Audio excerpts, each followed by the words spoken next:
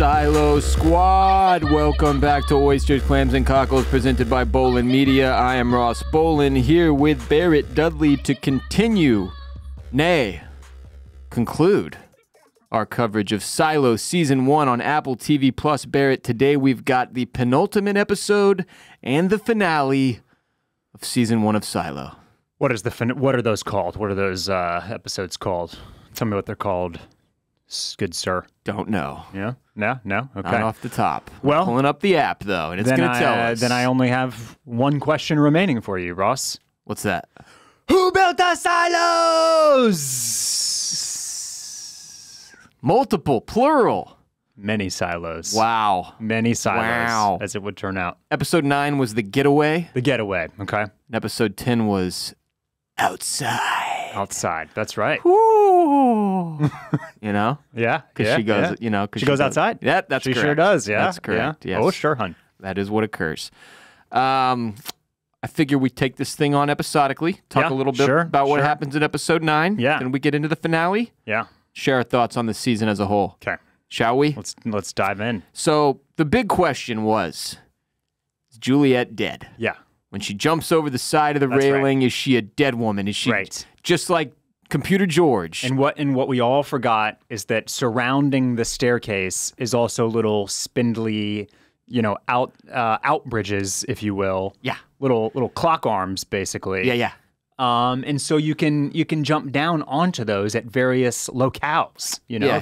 If you time it right, if you get your positioning accurate. She fell about a floor. Yeah, maybe two. Yeah. It looked painful. It did look painful, yeah. But, solid concrete like that when you land. Right. How old do you think Juliet is? 40? 40. So that would hurt your 40-year-old bones. Maybe late 30s. Late 30s. Yeah, at 36, 40? I make that jump. I'm going to be down. You're hurting a knee. Yeah, Yeah. Twisting an ankle, something. I thought she did a good job of, as she gets up and collects herself to walk away, she's kind of hobbling. She's not just like, I'm 100%, right? Because that would have hurt. But anyway, yes, I was of the opinion she would probably survive this situation. Right. Because as we sussed it out, it would have been too insane to try to, attach us to another character. That being said, I do believe that is what they will do for Season 2. Don't you? Do you think Season 2 is going to be following Juliet into the unknown? And we can get, more into it. I'm going to save my thoughts for that. We'll save that. Yeah. But, so she bails, she gets away. Sims thinks that Billings let her go, intentionally, but then he obviously starts to pick up on the fact that this guy has the syndrome, as it were, later on. But Mayor Bernard. What is the syndrome? Still don't have a fucking clue about that. Mayor Bernard Holland, very upset when he finds out. He gets at Sims. He tells him, basically, I thought I was going to make you my shadow, but this is the first reason, I guess, in the whole saga of Sims getting onto Holland's bad side. The other reason he comes up with later on is that Sims sends some judicial raiders to cover his house, right? His and doesn't tell Holland about that. Yeah. Because that's where Juliet goes. We obviously know Billings has a syndrome, and he lost his grip on Juliet. He wasn't intentionally letting her go, but they are not happy with him. No. And Billings is in a little bit of hot water. Yeah, he is. So Sims does the rounds. He sends a bunch of raiders around to different levels to people who know Juliet, right? So they then he visits what's his name? Pete? Pistol Pete Maravich. They're just interviewing everybody, trying to figure out where she is, right? And she hides. Who's Pete? I don't know. What? I wrote Pete though. You talking about Lucas? No, not yet. No. It doesn't matter. Who the fuck is Pete? It's Pistol Pete Maravich. She hides in the one place no one would suspect she would hide, though, Barrett. Yeah. Inside of Sims's home with his wife and daughter. What'd you make of the wife character? Son, excuse me. What'd you make of Sim's wife? Former raider. Right. Power hungry. They both, they have a shared family goal behind every, good man is a great woman, as they say. And yeah, like, so in that scene, right? I wonder who's behind Pete. Juliet is Juliet is obviously she has to turn on the baddie face, right? Threaten children, threaten Sims's wife there. She doesn't want to hurt him. She's not going to hurt him, but she will if she has to, obviously. Yeah. And then, when she's pulling up the hard drive, there's curiosity on Sims's wife's face. Right. I think she knows a little bit, but not a lot. And obviously nobody really like the concept of a video is very foreign to everybody. We already discussed at the very beginning of the season how people have like paintings or drawings of their family like on their desk instead of photographs. Because there's no photos, there's no videos, so that concept is very foreign to them. So I think that would be kind of shocking. I think anybody that gets any visual of what's on that hard drive, essentially, of anything on it, their mind starts to open a little bit, right? Just like we see all those people in the control room later, who are getting a vision of a bright green outside. Like, it affects you in some way. So I think maybe a seed is planted in Sim's wife, and the fact that she's kind of taken aback by what Juliet is watching on that hard drive is probably, I think, one of the reasons why she doesn't bash Juliet over the head with the mallet. You know what I mean? And lets her go. And kind of lets her go. And like, she has a good excuse for that, anyway, right? I can't remember exactly what it is, but she makes gives some reasoning. Yeah, she has a reason, like, I didn't want them to, basically, like, the Raiders would have come in here and shot her, and I didn't want our son to deal with that and see all that. Like, right. Better to just, let it kind of pan out in a more casual manner. Yeah, they really made it about how this could traumatize the kid. Right. But I think she kind of lets her go because she saw what was on there too, and was kind of like, go off, like, do your thing. Like, I'm kind of curious as to what you could figure out as well. Yeah, I definitely found myself questioning what she knew already. I got the impression that Sims's wife probably knows more than even Sims does, maybe, in terms of like maybe having heard rumors or whatever and not presented them to him. I don't know. I just found myself questioning like what her knowledge was. Yeah. Because it was super curious that she like chooses not to use violence on her and then lets her go, and the look on her face when she does see, that she's watching this video or whatever. The concept of a video, it was another beautiful moment in the season where you just like, it puts you in the mindset of these people. And if you had never seen a video before, you had never seen a photograph before, right, and somebody popped up on the screen and was like, "This is a video," you would be like, "What the hell is happening?" Like, you would not be able to grasp that at all. The person is inside the computer. That is what you would, right? Like, that's pretty much where your mind would go with it. Like, so are they in there? Like, what is this? Yeah. To jump back for a second to Billings, because he goes home after having like inadvertently let Juliet go, and his wife is basically like, "Dude, enough of this secrecy. Right. Like, why don't you come out with it? Go work for Judicial, do something chill." Yeah. And then like he says he gives her that story about when he was a kid, and another kid who had this. So this is the thing you're born with. We find out another kid who had the syndrome came up to him and sort of was like, "We are like brothers," right?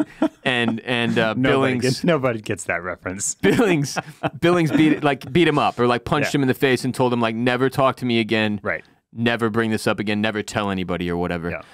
And I thought the lack of, I mean, clearly we will get more about the syndrome at some point in season 2. Yeah.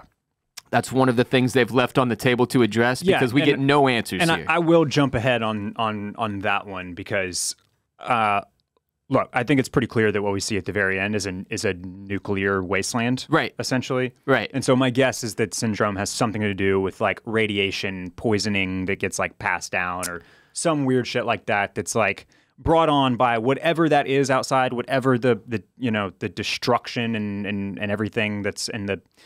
Just the obliteration that has occurred out there. Like some byproduct of that is this syndrome thing.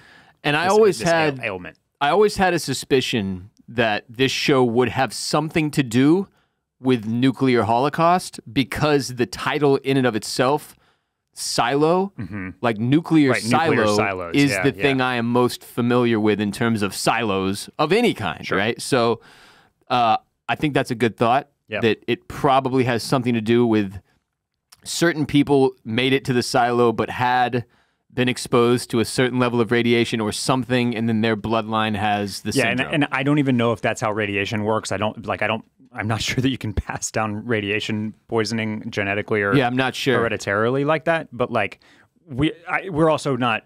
It's not 100% that it is nuclear.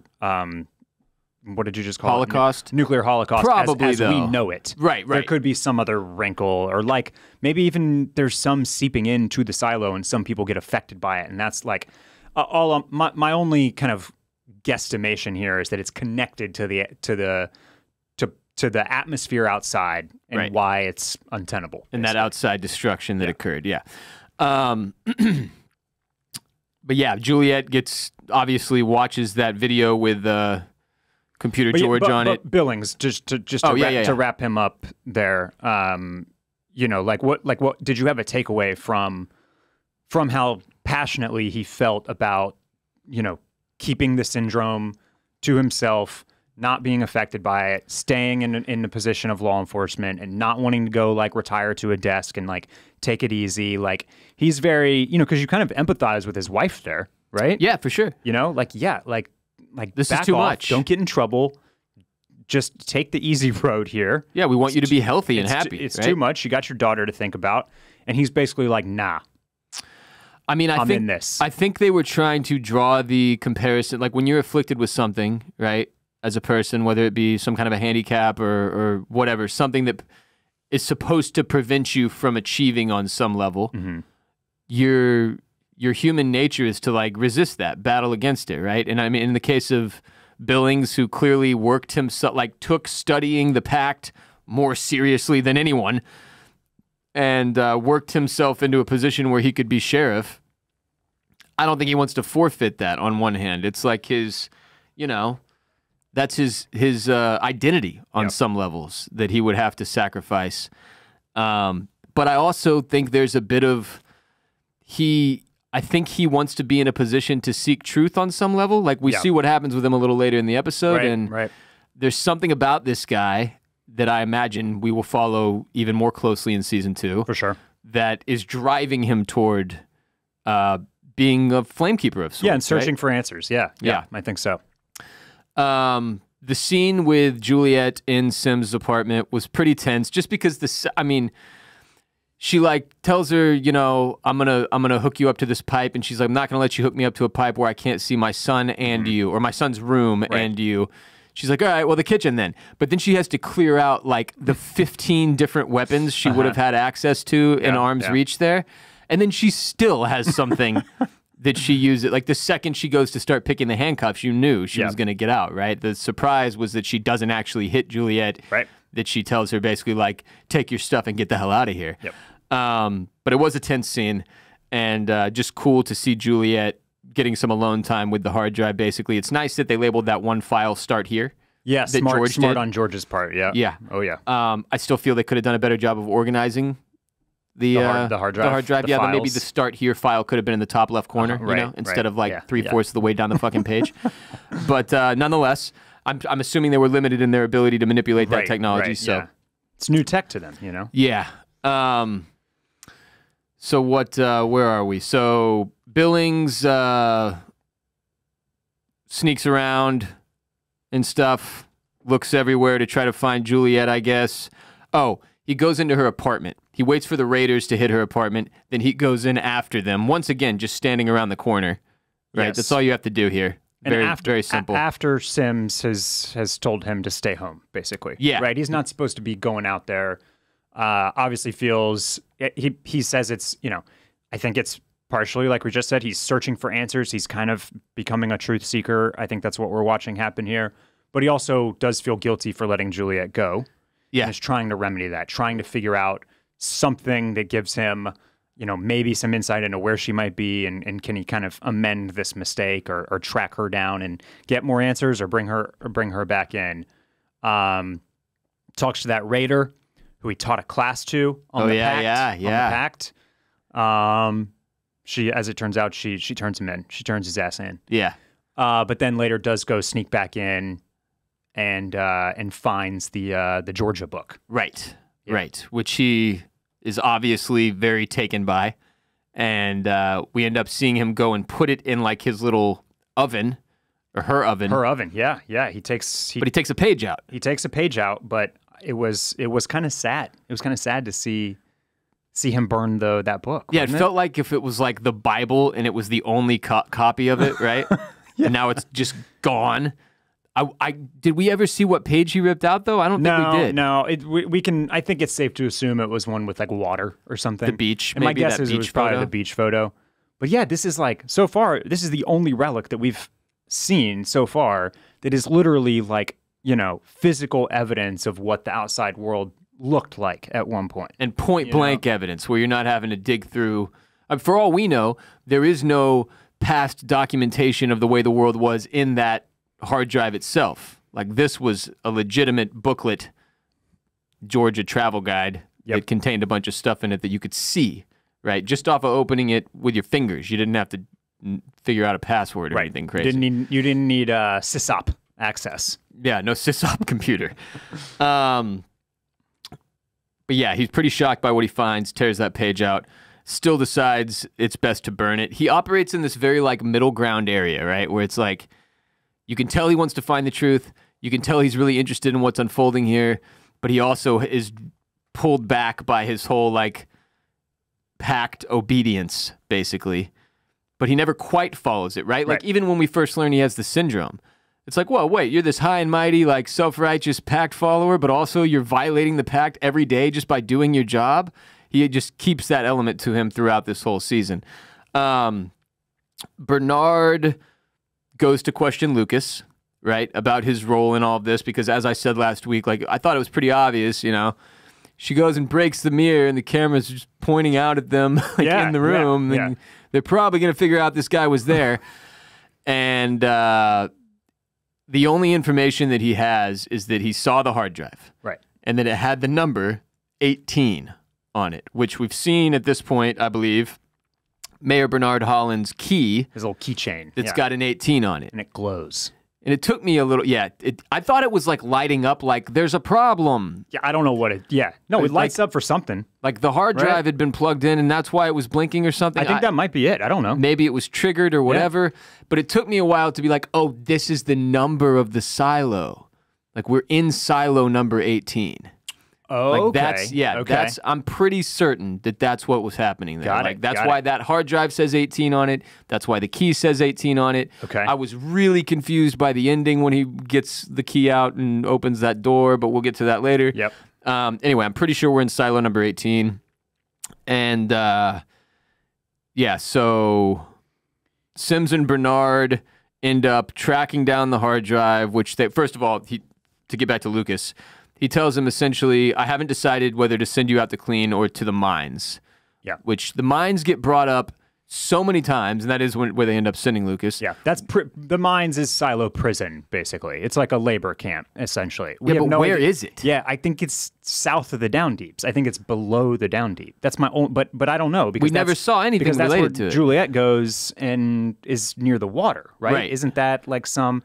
But it's got to be down there or off to the side and deep somewhere because it's clearly like that's what they're harvesting to burn to keep the generator running or whatever. So it's What did you think the deal was with one of the things that Computer George addresses in his video to Juliet is that the water is not an issue?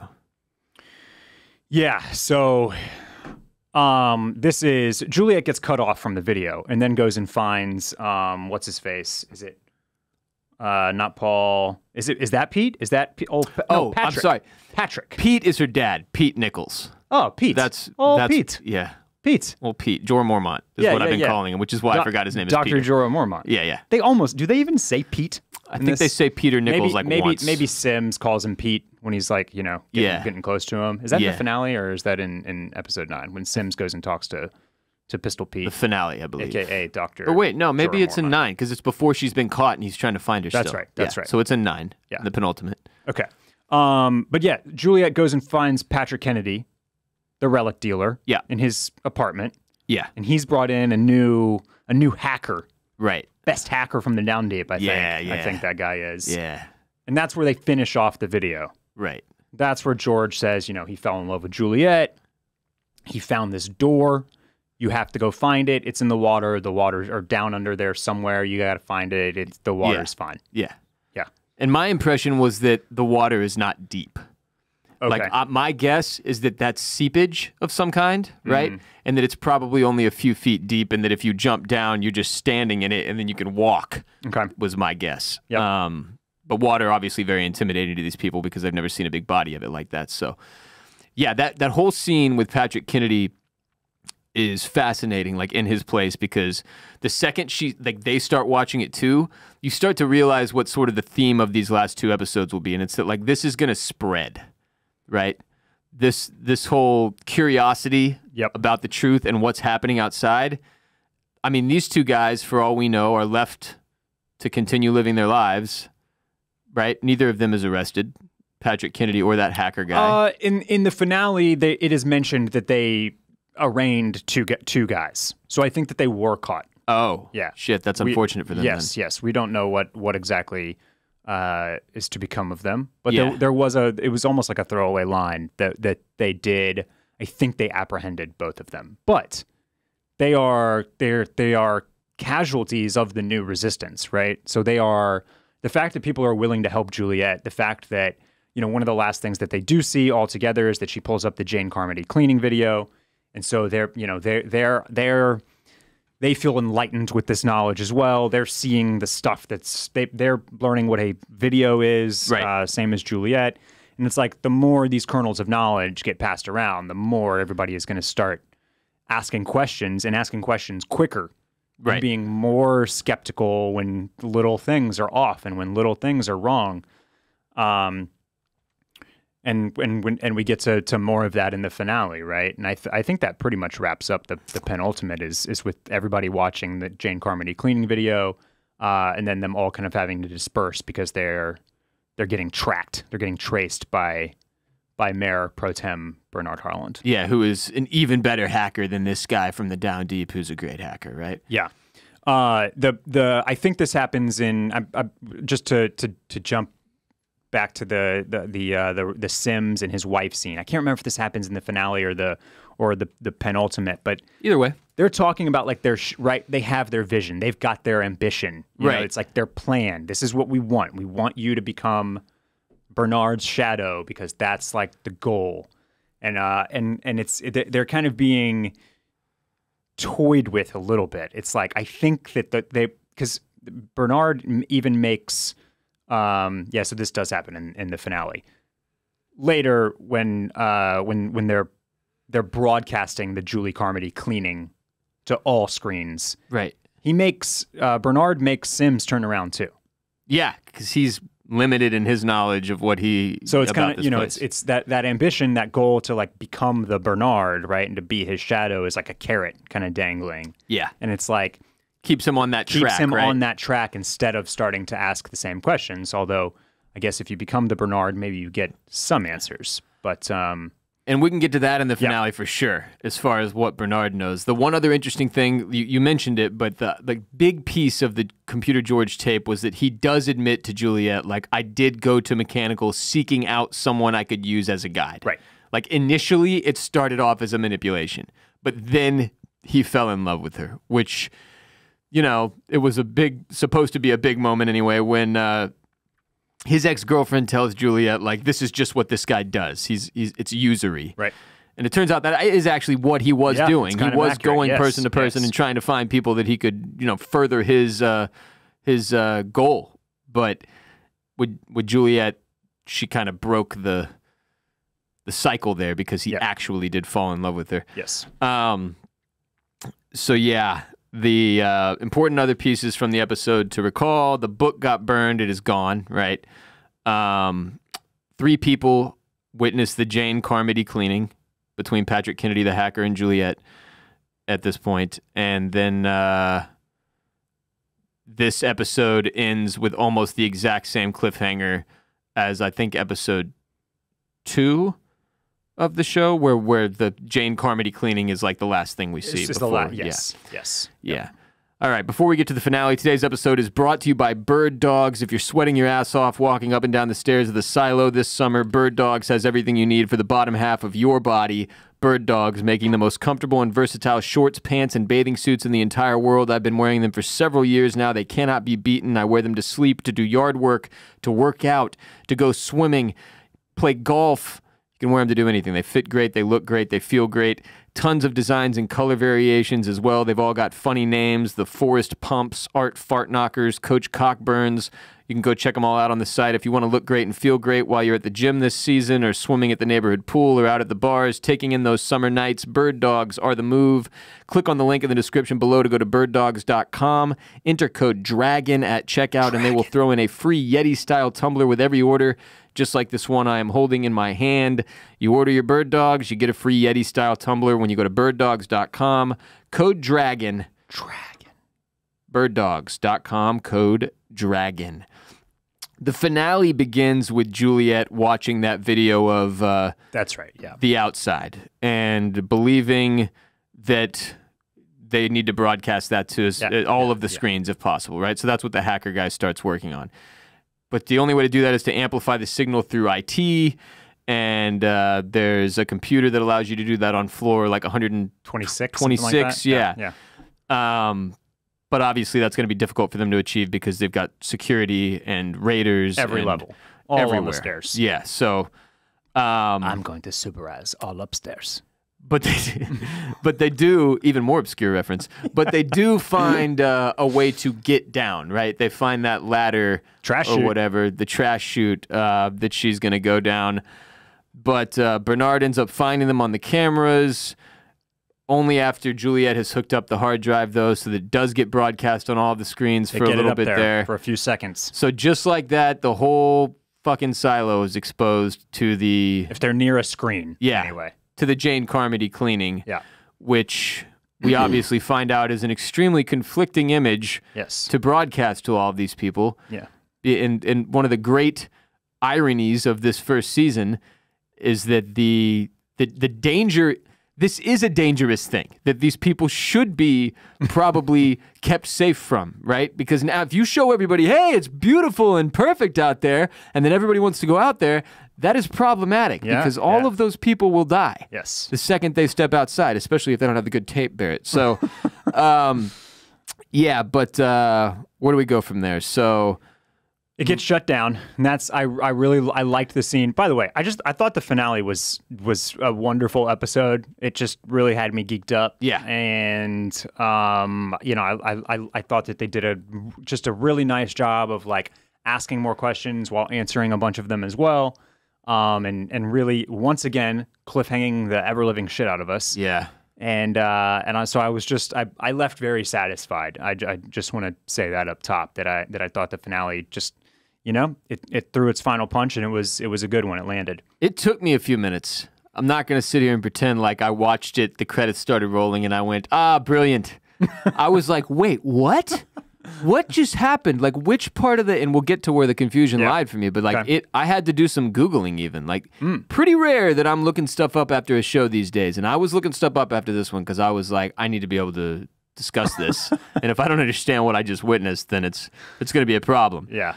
But yeah, so they brought so that scene where Bernard kind of like has to tell all those workers in there, he's like, look away, shield your eyes. Yeah.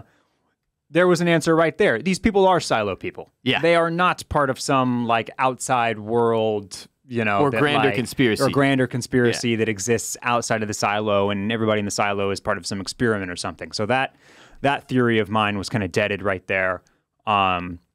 But it was, you know, they even though they work in janitorial and they're in front of all the screens and they know some stuff about the surveillance of it all, they don't know all the ins and outs. And so, you know, while this little Jane Carmody viewing screening thing does have a secret within it, it's not the one that everybody looking at it thinks that it is. Yes. Yeah. So like you said, it's this weird conundrum where it's like presenting them with information, but they're going to think it's the wrong information. And so it is It's a danger. It's going to have Yes. everybody asking questions, but likely the wrong ones. Yeah, it's one of the things about. Go ahead. Yeah, no, go. Yeah, That Bernard Holland character is actually keeping everyone safe. That he doesn't seem to know exactly why, right? Like he says, like the founders left us a great many mysteries as his explanation to Juliet at the end of the episode.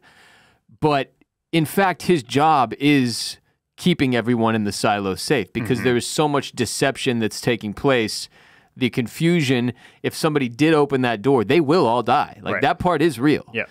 And that was just a crazy little twist there. Like, even though I still can't tell how much that guy knows. Like, and why would Bernard Holland, head of IT, know more than anybody else, right? Like, I didn't get the impression that Mayor Johns was privy to some kind of crazy outside information either. Because much like Sims is part of judicial, but has his secret job within janitorial. Right.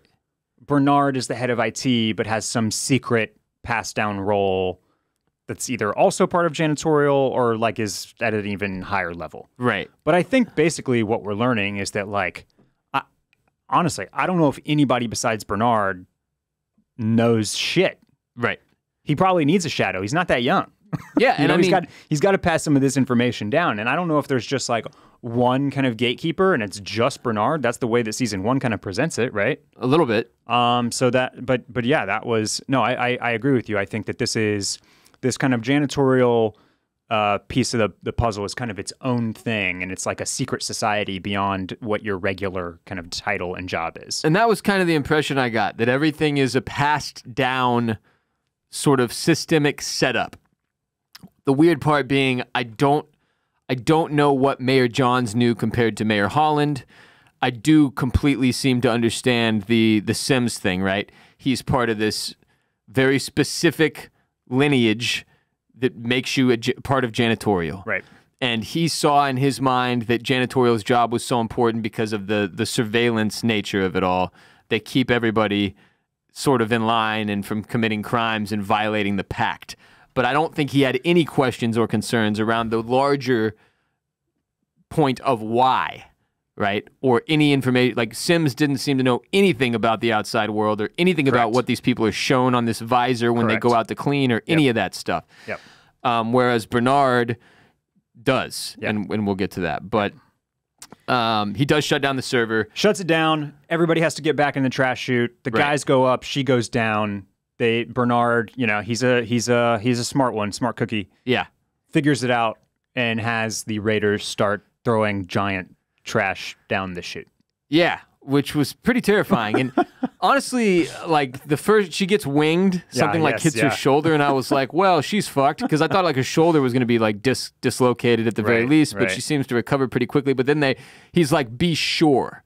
And they throw that massive thing down. Yeah, it's like an air conditioning unit or something. Yeah, like an AC window unit. And when that thing is bouncing down the chute, I was like, oh, she's got plenty of room to maneuver around this, but she didn't want to take that risk, so she just throws herself off, right?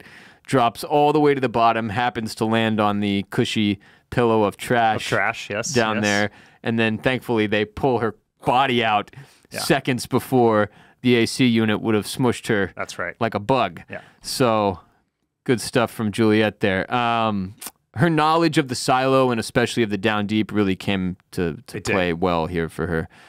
But she gets a little bit of alone time with Martha Walker. Yeah, and her old boss has reported her. Yes, it was his only choice. He had to save everybody in the down deep from torment and torture, basically. Yeah. They would have found her anyway. They had no place to hide her. He did what he had to do, but it's causing some strife among the crew. Yeah, down there, didn't want anybody else to go down with her. Right. And I mean, it's one of those things where you can sort of understand the decision, but at the same time, as a viewer who's rooting for the protagonist, you're like, motherfucker. Yeah, totally. What the hell? Well, and it's like her other friend says, like, he did have a choice. Yeah, we all had a choice. We all have a choice, Barrett. Yes, we do. But yeah, she gets a minute alone with Walk, and we don't get to see what they talk about, right? Did you get a feel based on the ending, like what that conversation? Clearly, the heat tape Yeah. So the heat came tape, up. the heat tape has to. It does it. So I'm struggling to remember the exact timeline of all of the events, but there's some question about like, oh, when did they start having it out for her? And it was like, it's when she stole the heat tape. Yeah. And it's like, then they start to put the pieces together. It's like, but their heat tape sucks up there. We have the better heat tape. Why would they care about that? Right. And then it's like, then they start to realize what's happening here and that they do have the good heat tape and that the up tops are using shitty heat tape on purpose. Right. For the intention of cleaning. Right. For the purpose of those going outside to clean. This was one of the big confusing elements to me because it was like, man, Walker really did a good job of putting the pieces together there because like Juliet's gone and the first thing she does is walk over and she's like, the tape. And she like grabs that heat tape off the fridge or whatever. Yeah, I think they probably talked about the heat tape a little bit. Right. Like Juliet had to have. But Juliet also looks down at the heat tape when she's outside later and like seems to like make the realization of what's happened. Yes. She says she rereads the note to herself in her mind. She's like, "Oh, they're good in supply," which is what makes you think like, oh, so she didn't tell Walk. So she didn't tell Walk. Walk somehow put it together though. Yeah. It's also possible that they talked a little bit about hard drive type stuff. Yeah. Bernard eventually does make his way in. He smashes up the hard drive. It's hard to imagine. Is that the end of the hard drive? You think are all those files gone? No, because he grabs like a little piece of it that looked like it was probably the internal like disc the thing that was actually holding the information, and he like pockets it.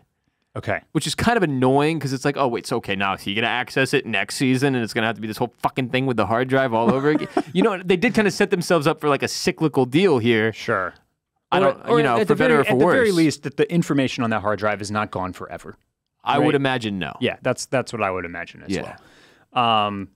But yeah, so I'm not sure what they talk about. They don't really get that much time, Yeah. But either way, Walker was enough. It was enough, and Walker is able to make the connection to the heat tape through those conversations about like, because some people, it might be the friend, right, the other friend whose name I haven't been watching with subs, so I don't know her name, but the one she woke up in her place after getting like shit faced or whatever. Yeah, maybe that Juliet.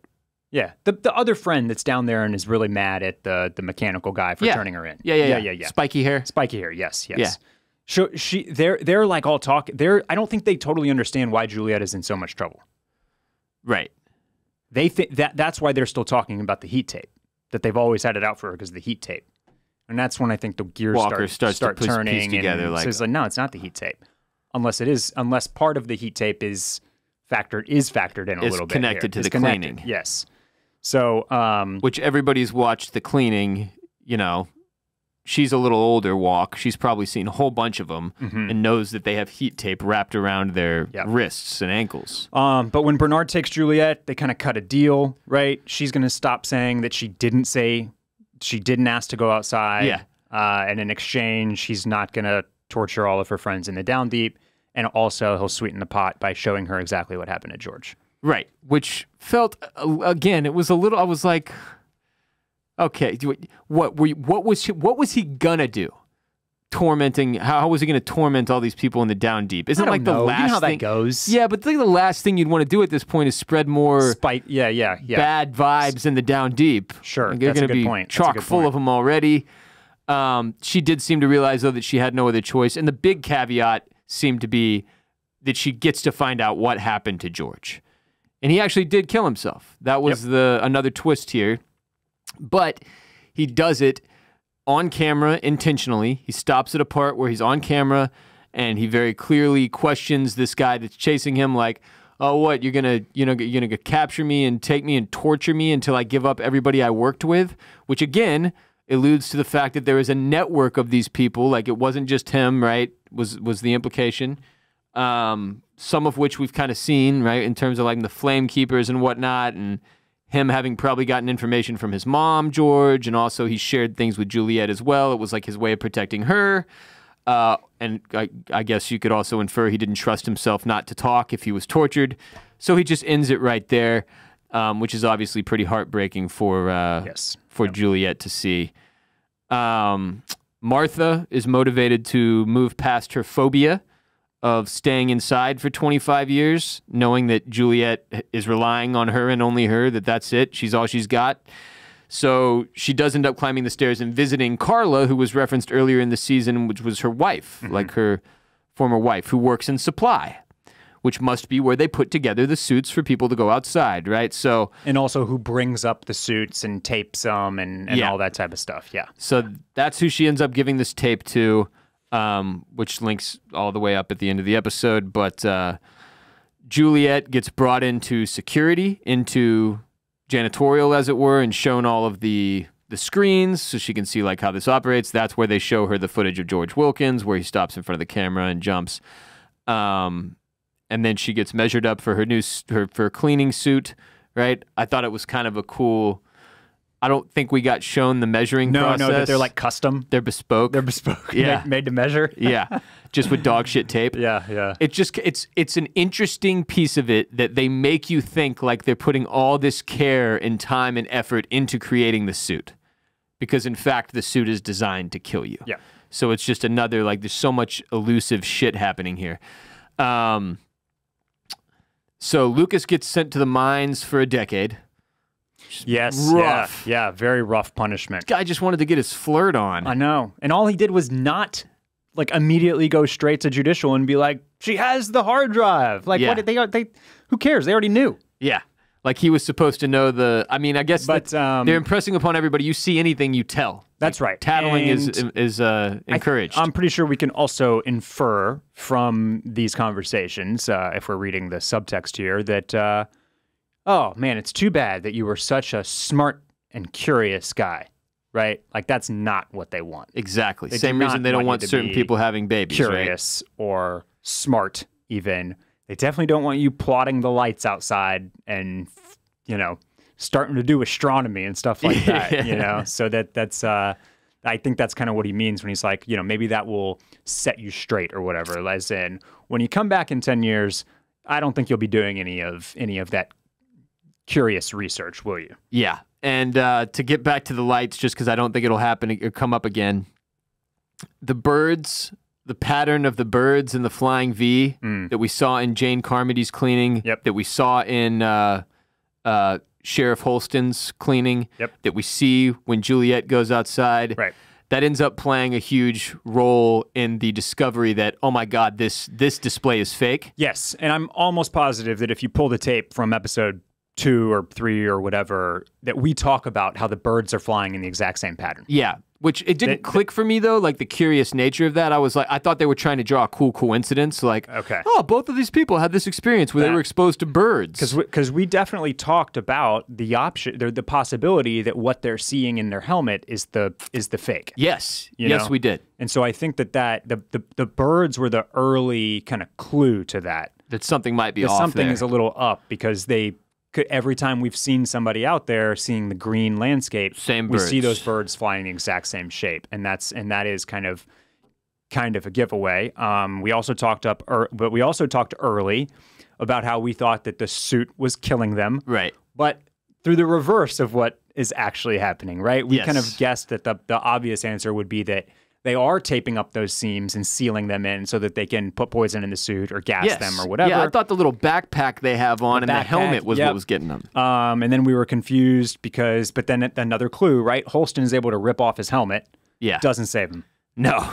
In fact, it was the wrong move. It was the wrong move. So yeah, it was kind of, we were trudging down the right path in those early episodes. It's just that we didn't quite click all of the puzzle pieces in together, which is nice. You don't want to be exactly right about everything. And we kind of we did kind of have we had the data right. We just didn't put it together to be able to guess exactly what was happening. And in the same way that those birds serve as a big red flag, I think the stars and the patterns that Lucas was studying are also, because obviously those are fake. Those are not, I don't think he's being exposed to real stars through so that's we asked that question. I don't know, because I'm pretty sure that what we learn is that what they're seeing on the screen is in fact what's actually out there.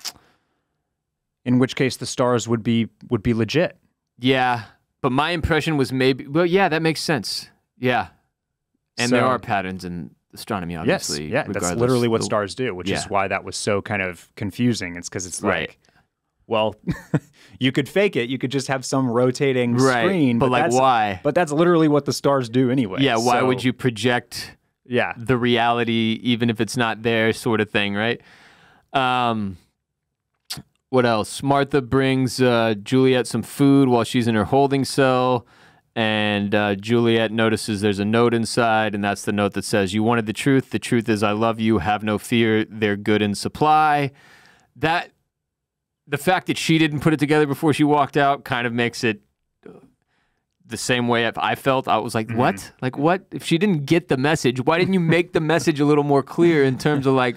Well, I think because, she has the Juliet's friend bring up the hush puppies. Yeah. By the way, just terrible prison. Last meal searching. Oh yeah, they don't do a good job. You didn't like root around in the hush puppies a little bit. What if there was like a key in there or something? Like knife. Yeah, shank. These people are. You gotta check that a little bit. They're by and large not good at security. But it's one of the things we learned this season. Yeah. But just like Holston left cryptic notes everywhere, it's like it's for the safety. It's for in case this does get found and caught. It won't be abundantly clear immediately what exactly it means. Yeah. She has go ahead. Where were you Sims go? figures out that Billings has the syndrome. Yes, yep. They end up telling him they're going to make an exemption right for him to be able to serve still. That's right, which seems like they own him now. Yeah. Yeah. Right? Gotta think that's the play that they made there. Just like Jocelyn owns Tedros. That's exactly right. At the end of The Idol. Yeah. And he can tell. I mean, you can tell that he's like... he's not too happy about it. He's not enthused. He's getting his dream job, the thing he's been working his whole life for, but now he's sad because he knows it's all manipulation, and these guys can just toss him out anytime they see fit based on him having the syndrome, right? So he does go to accept the job, though. Bernard is there. He gets some time with Juliet. Their conversations were super interesting because it was just like so candid. You could tell. Yeah. She might know even more than him, but he's not going to let on. Exactly. That was the most interesting piece about this is that it's pretty subtle, but I think most of us could probably read it. When she mentions that door, there's like a little blank look on his face where he has no idea what she's talking about. Yeah, he has no clue about that 15-foot door down there. Right. Yeah. Which makes me think, I'm jumping ahead a little bit, but I don't think that he knows that there are other silos. Oh, that's a very good insight. I could almost guarantee it. Because that's my guess now of what that door goes to. Oh, shit. Is another silo. Yeah, because they're not that far apart from each other. No. So you got to think there's tunnels connecting them. Yeah. Which just... At some point, I imagine we'll get a lot of answers with regard to the founders and what their grand plans were. But in terms of design and security, they really made some interesting choices. Like, why have the silos all connected if, in fact, you don't want people knowing about the other silos at all? Right? And I think the answer will probably be something related to like, well, if something happens to one silo and there's a leak, there's an emergency protocol that allows people from that silo to move to another silo or something. I really don't know. Yeah. Or if there's a group of people who does know about the door that utilizes those doors somehow and we're not aware of them or something. I don't know. There seem to be a lot of secret societies and shit. Yeah. It's that's going to be a fascinating part of season 2 for sure. You have to think that there is still, regardless of the fact that I was wrong about there being like already a faction outside of the silo, and in fact the outside is poisonous and unlivable. But I do feel like we're going to get another layer of people. Yeah.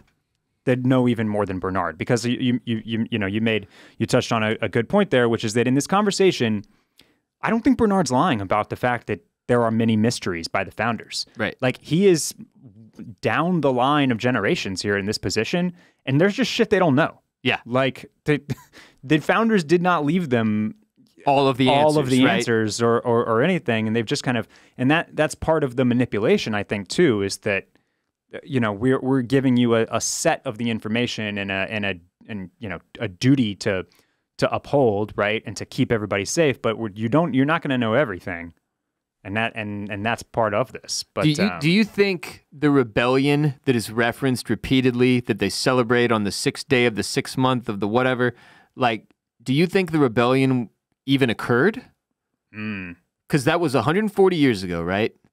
It's just long enough for there to be no one alive here who would have would have witnessed it. Right. It makes me think that 140 years ago was the establishment of the silo, but definitely possible. and that the founders were the first group of people to come in and start populating this thing or something. It begs the question: how did you get 10,000 people in here, right? And presumably all of those other silos, without any prior history being a part of it? Yeah. Because you know what I'm saying? Like, my brain tells me if you get 10,000 people in here, a lot of those people had to have come from the outside. Or were they just breeding like jackrabbits for the first 40 years? So best guess right now is that whatever happened outside happened. Everybody either started creating these silos or was moved to them. Everybody that was left, and the first era of the silos, people did know what was before. They knew of the before times. They knew about beaches and water and trees and video cameras and like all this stuff. Technology. And all this type of stuff. And at some point, there was a rebellion saying, we're done with this. We're going back outside. We want to figure something else out. Right. And they squashed it. And decided we need to erase history and like get rid of literally everything, or else people will be tempted. People will always want to go back outside. Okay, so I think you're right. It's about that temptation. If you found out about this pre-existing version of the world, you would eventually enough people would want to go and see it. Yes, see if maybe it had healed. Right. Yep. We do know it is not this day whole thing, right? Yep. So like, again, they could have worded the pact a little more strongly, I feel like, to discourage any level of curiosity. But that's one of the most interesting pieces of the puzzle here. Like, how did they get this set up with 10,000 people inside, where 140 years ago there was this rebellion, where there's no outside information? Like, what the fuck happened? And frankly, by the time season 1's done, I'm like, well, they could do 20 seasons of this show. Yeah, with the backstory, with the front story, with everything. Like, it just seems there's so many directions they could go. I'm obviously, I hope they don't do that. Like, people will grow bored of this. Well, I expect we'll have a hotline call on Thursday with a book reader telling us kind of exactly where they got. Like, if this is the kind of the ending of book 1. That is my understanding, that this is book 1. Okay. Yeah. So I really wouldn't expect, we'd have 2 more books. Typically, it seems like TV shows like to be like, oh, well, we need 2 seasons for the final book. They always do that shit. Yeah. You know what I mean? Like Harry Potter too. Like Harry Potter, like The Last of Us is going to do with Game 2. Yeah. Right. Yeah. So my guess is that they probably have like 4 seasons slated, but maybe it's only 3. Who knows? There's a sad moment with Juliet and her dad, Pistol Pete Maravich, aka Dr. Jorah Mormont, where she is not allowed to tell him that she didn't actually say that she wanted to go outside to clean. Yeah, she almost does it, but then she looks over at the camera. So he just has to deal with the fact that another one of his family members is being lost, and by sort of suicide. Sort of, yeah. It's their version of it anyway. If you're not going to jump, you're going outside, right? Which is why it's a nice moment when, she does cross that hill. And then, is there anything else before we go to the outside? Bernard tells her the founders left them many mysteries. He tells her that there's a huge crowd, biggest crowd ever, to come watch her clean. Yeah. Which, again, the message is there is more curiosity in the silo than there has ever been. Which is what they need, right? So, theoretically. The people are buzzing. They're buzzing down all throughout the silo. Yes. Top to bottom. So everybody watches. They wait for Juliet to head outside. Martha walks in doing her slow panic attack walk. She's just constant state of panic, so she just can like barely even handle the walking thing. They see Juliet come to the cleaning censer, as they call it. And she lifts up the rack, and I was about to shit. I was like, if she fucking cleans, yes. Because he explains, everybody says they're not going to clean, then everybody does. Okay. Which is part of the tie-in for the visor screen, okay? So let's take a pause right there. The game that is afoot here is that they put the green on the screen, which makes everybody that goes outside say, "Oh my God, I have to clean the screen." Maybe they'll see what I'm seeing. Yes. Why? Why is that important? Do you have any guesses? I mean, I think it keeps is it literally so that the screen stays clean? That's one of my big questions. Why have the display at all? what is the point of that temptation, right? And I mean, if it's to serve as the reminder of this is the desolate wasteland that's out there, because remember, the screen actually does give you the correct visual evidence that the world outside is fucked. Yeah. But then the screen inside of the helmet, which, what is that tech? What is that technology? Yeah. Like fucking augmented reality in the fucking visor of this thing, bro. And then when you get a certain amount of time, you get a certain amount of feet away, it doesn't work anymore. That shit is crazy. Needs some level of explanation there at some point, possibly. I did have the question of like, okay, wait, why did this suddenly stop? Like, working? how does it? Yeah, because I thought when it stopped working, I thought it was because he plugged in the number 18 key. Yes. Unrelated. Okay. Not the reasoning there. Okay. I'm pretty sure it's distance based. Like she gets far enough out where the signal is no longer broadcast. From the digital display or from the okay. And that's where she sees reality again. Okay. But so I think it's like you could argue that it's also to give people a pleasant experience as their last breaths on Earth, right? Yeah. That causes them not to panic because they see, oh wow, everything is green and beautiful out here. I'm not completely screwed. So they don't just run around like ah. Good thought. So it keeps everybody watching inside calm. Yep. But beyond that, it seems like that there's this whole message of responsibility that everybody has to the silo, right? That's really, really a big piece of what's keeping this thing working. Yeah. Or, was at some point. This kind of furthers that, where it's like when everybody inside sees the person outside go and clean this sensor, they're like, yes, even in death, we do our duty, right? Like to the silo, right? Yeah, everything is for the greater good of the silo. Great point. So when they're out there and they see, oh my God, everything is green and beautiful, I've got to go clean this because maybe at some point they will be able to see it.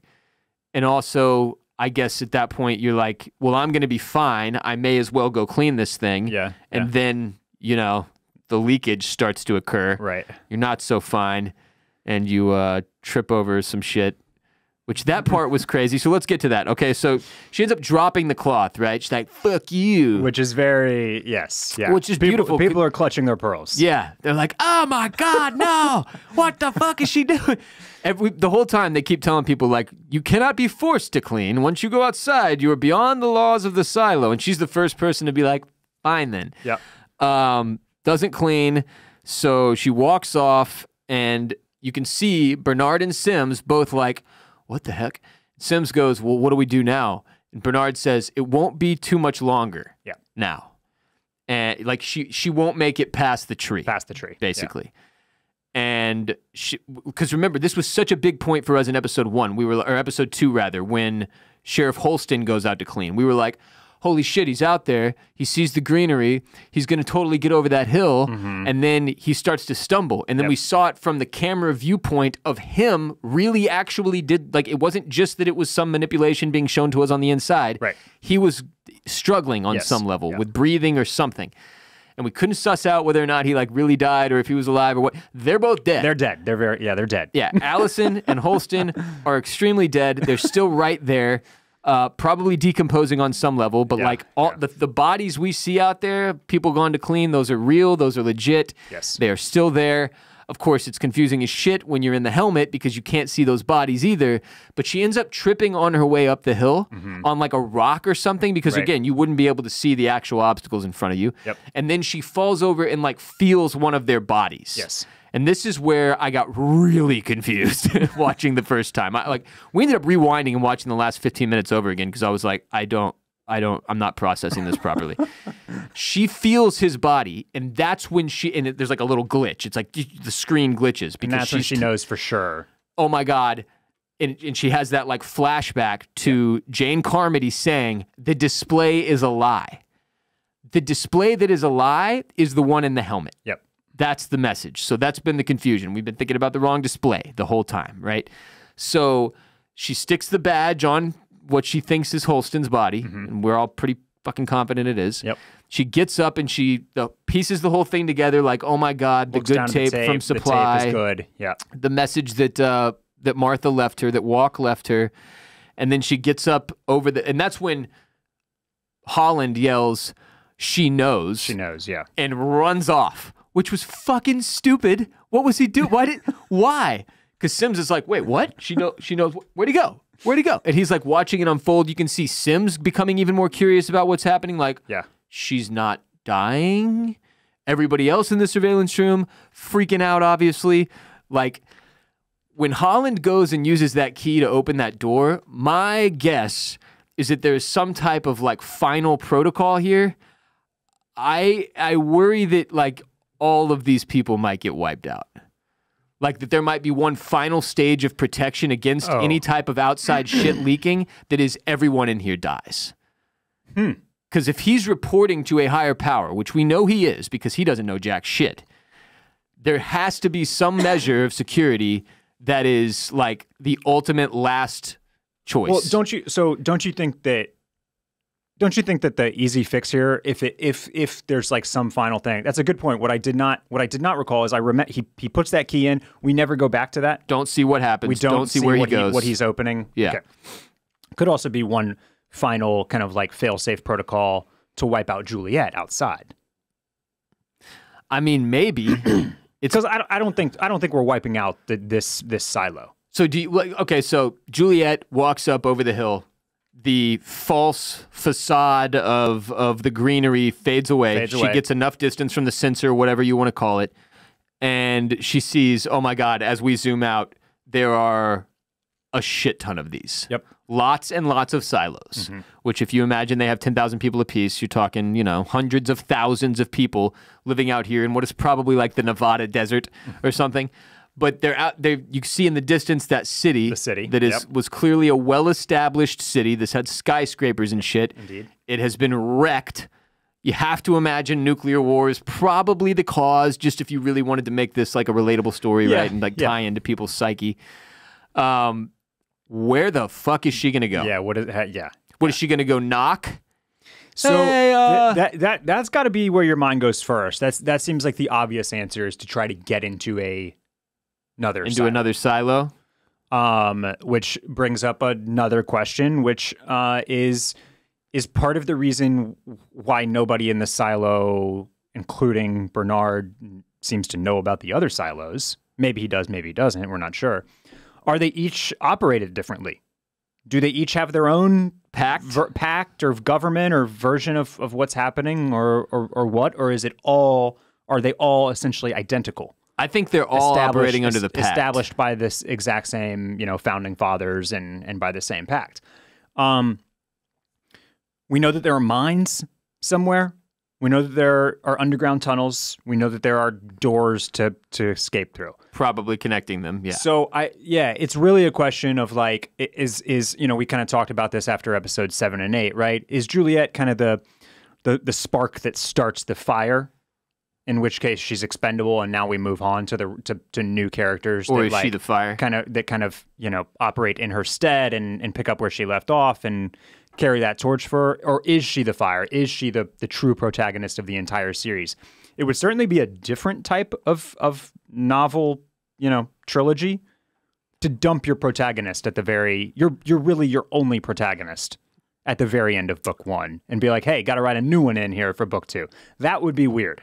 So the same reason why people, and you included, kind of like talked me off the ledge a little bit about Juliet can't just fall to her death here after episode 8. There's nobody left to really like pick us up. That's the same logic that I'm using now. I'm with you, man. It kind of seems like she has to figure out a way to get in somewhere and to save herself, because I feel like she's the hero here. Now, the counter argument, just like there was after episode 8, I was so certain, but I was also like, well, there are arguments for why you would go the other way. Now, here's the deal. We left so much mystery in this silo, in terms of the door, in terms of the water at the bottom, in terms of all this shit, right? Right. The number 18 key, where that was going, what Sims is going to do next. Like, did he just, like, she essentially turned a whole bunch of people into truth-seeking potential flame keepers here, right? Mm-hmm. She kept the flame alive! So you can kill her if you want, but I think as a TV audience, as a story absorber, man, that's going to be upsetting if that's the case. Because here's the thing. Then you're counting on somebody getting as far as she did, but with even more information so that they can what? That's right. So that they can what? It's like that's such a fucking huge gap to have to make. That is really why it doesn't make sense, because this would not be like 2 steps forward, 1 step back. This would be like 12 steps forward and then 12 steps back. To where you're essentially at. Somebody else would be would back have to, in episode 1 with slightly more curiosity in the silo. Like yes. that's all she's accomplished. But the hard drive, as we know, is gone, so nobody can access that. I don't think she was able to like transfer it over to another hard drive down in Walk's place. Right? Maybe, who knows? But from what we can tell, the hard drive is out of the loop now. It's out of the relic cycle. The book is burned. Yep. So like we don't even have like the good relics that were causing the curiosity in the first place and kind of keeping the flame alive, as it were. Yeah. So yeah, like that just she has to remain unless you're really just gonna like hit the reset button here and that just doesn't make sense. Not if you're trying to get people to stick around. Yeah. That's a tough sell. You know what I mean? For an audience, Well, either even book readers yeah, right. Think about the author too. Like you're gonna write the same book for the number 2. Like there has to be like a continuation. And I think that generally when we get to in these types of sci-fi, dystopians, fantasy, whatever it is, like there's the puzzle box and then the mystery, but you're also trying to world build. Yeah. So what I foresee for season 2 is that we come back to Bernard and Sims and Billings in Silo 18. Yes. And then we also get something else going on as well. With Juliet. Where Juliet is either outside or figuring out how to get into another silo or already in another one or whatever it might be or. I did get the impression she will have to move pretty quickly. I don't think she has a whole lot of oxygen. Probably not a ton of oxygen in that She ain't pack. walking to that city and back, let me put it that way. She's going to need to pick a fucking silo and knock. And that's where it's going to get weird, and we might get to see like a 2 silo deal. Maybe she's in the one next door and the doors connect those and eventually they meet each other in the middle and hug or whatever. You know what I mean? Yeah. Like there's a lot they can do. It just, this show loves cliffhangers more than anything in the fucking world. So it's like they keep putting themselves in this position where we have to sit here as an audience and guess like, well, there's a really challenging route they could go. Yeah. Like season 2, it opens with us like watching her collapse a little bit further away and die. That would be so defeating, dude. There's just no fucking way. It can't be. So you have to imagine she gets to another silo and we find out the answer to one of the big questions you just leveled, which is, will they have the same culture?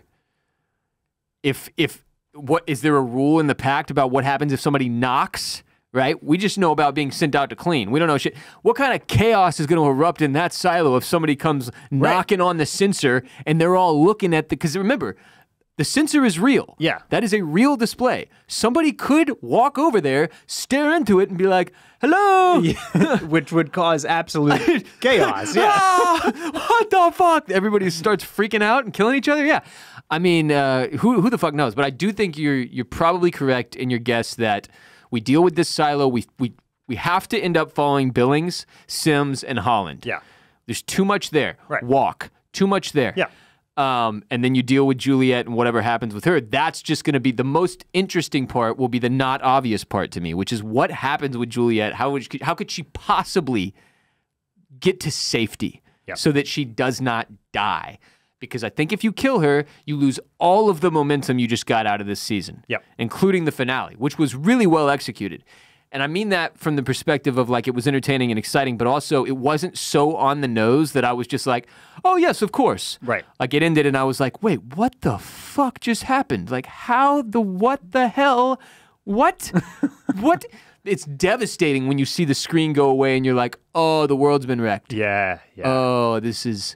And that part of it is so, like it kind of makes your brain do another somersault, right? Because of the fact that you're now dealing with the bad guys also sort of being right. Yeah. Trying to keep everyone safe. These people can't go outside right now. Like it's not safe out there. They will die. Yeah. Unless everybody straps on one of these little suits. With the right tape. With the right heat tape. And then even then, where are you going to go? Where are you going to go? Where are you going to go? So now it's like, okay, well...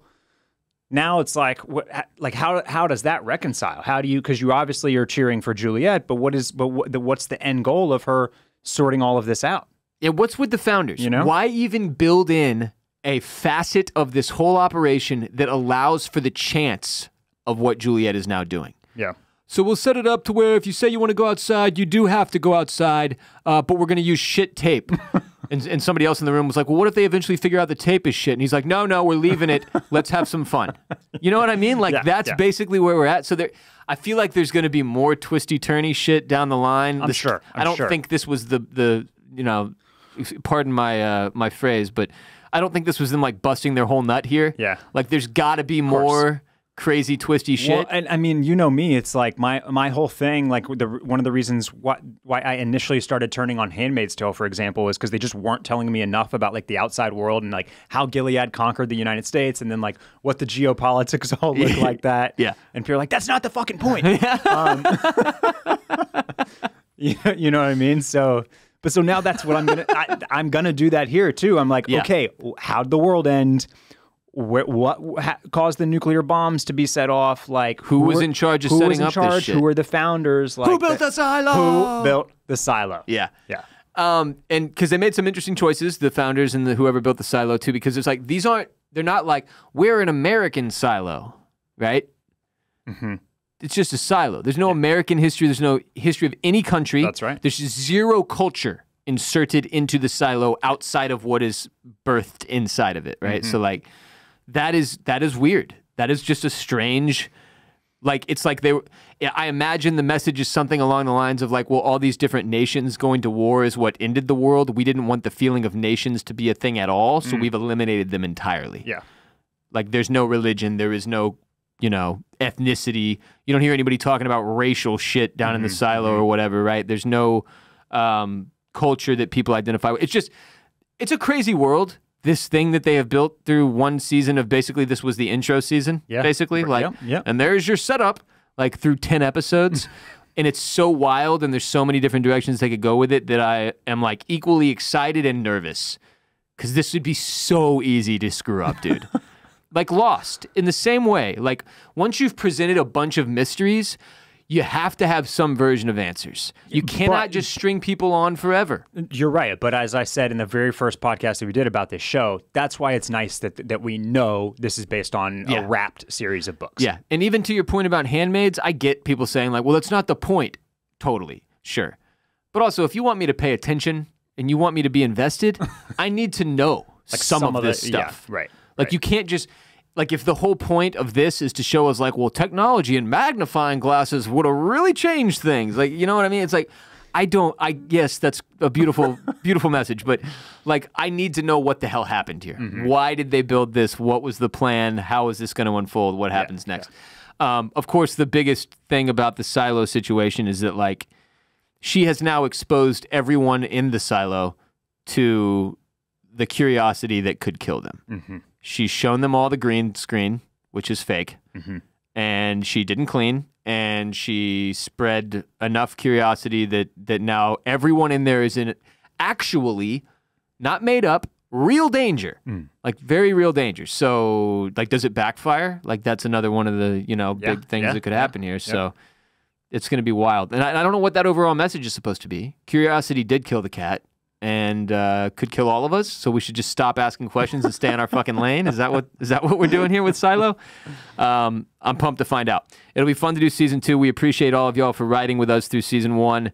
We had a blast. We're obviously going to take hotline calls from the up tops on Patreon this Thursday, and hopefully suss out a little bit more of what else could be attacked. Now, if you're on Patreon and you're in the up tops, if you're a book reader or something, I don't want to know.